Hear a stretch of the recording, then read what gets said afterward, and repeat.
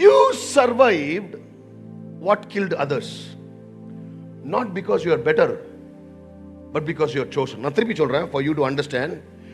You survived what killed others, not because you are a better person, but you are a chosen person. தமிழ்ல சொல்லணும்னா, மற்றவர்கள் மரித்த சூழ்நிலைகளில நீ பழைச்ச. ஏன் தெரியுமா? நீ நல்லவன்றதால இல்ல, கர்த்தர் உன்னை தேர்ந்தெடுத்து வச்சிருக்காரு. எத்தனை பேர் ஆமென் சொல்றீங்க? ஹல்லேலூயா. மற்றவங்க மரித்து போன சூழ்நிலையில, அதாவது இந்த பிரச்சனையில ஒருத்தன் காலி, ஆனா அதே பிரச்சனையை நீ சர்வை பண்ண. புரியுதா? It could be your office, it could be your personal life, it could be your family, it could be a certain sickness. இதே sickness அவன் out.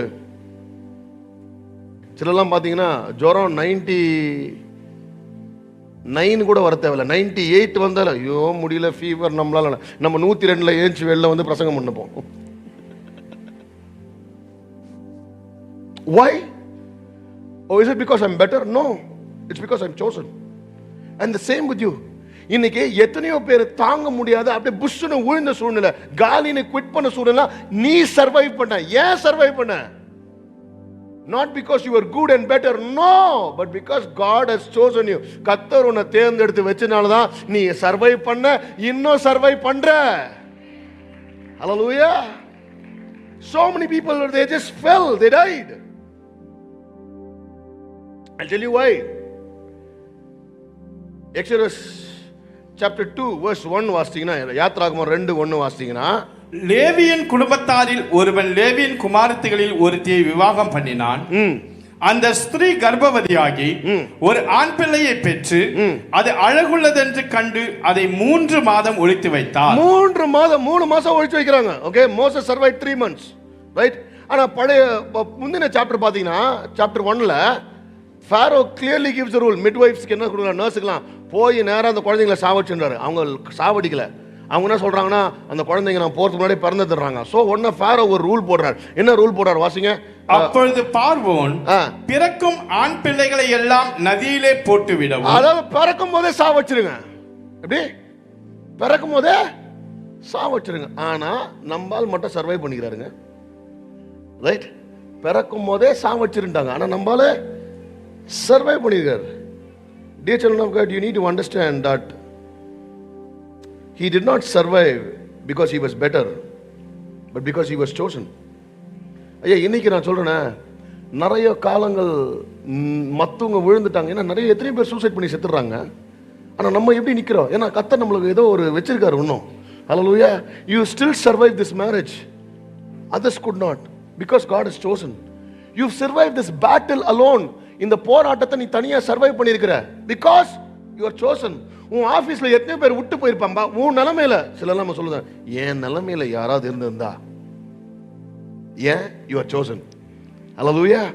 Why are you able to bear this? Because you have survived because you are chosen. Hallelujah. Wherever you are, it could be your workplace, it could be a place where you are studying, it could be your neighborhood. நீ எங்க இருந்தாலும் மத்தவங்க தாக்கு பிடிக்க முடியல, நான் தாக்கு பிடிச்சுக்கிறேன்.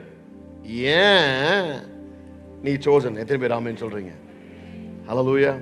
I was talking to one of my friends, நான் முன்னாடி கூட சொல்லிருக்கேன், who had a special child.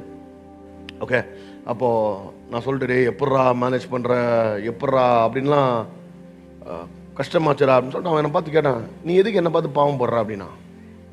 இல்லடா குழந்தை, அவன் சொன்ன, பாடுறா, உனக்கு கெப்பாசிட்டி இல்லை, நீ கேப்பபிள் இல்லை, இந்த குழந்தைய நீ ஹேண்டில் பண்ண முடியாது, கர்த்தர் உன்னை நம்பல, அதனால தான் இந்த குழந்தைய உனக்கு கொடுக்கல.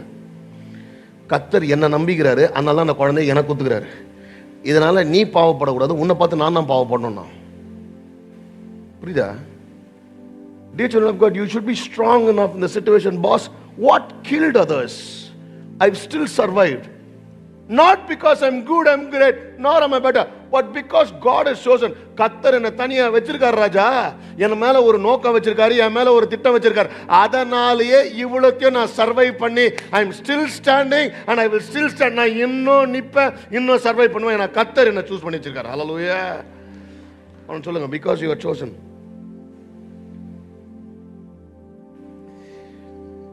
You're alive right now not because of luck, but because God wants to leave a legacy. அதனால நீங்க கேட்கணும், ஆண்டவரே என்னத்துக்கு ஆண்டவரே இன்னும் உயிரோட வச்சுக்கிறீங்க? You need to ask God, you need to understand the purpose. Why have you kept me alive, Lord? How could I survive this? Right? Namala, especially after COVID, we should ask this question because COVID is coming back again. Right? News na thirpi ellathilum COVID nranga, it's coming back. So the question should be, Lord, when so many millions of people died in COVID, why did you keep me alive, Lord? எதுக்கு ஆண்டவர் உயிரோட வச்சிருக்கீங்க? Because you are chosen.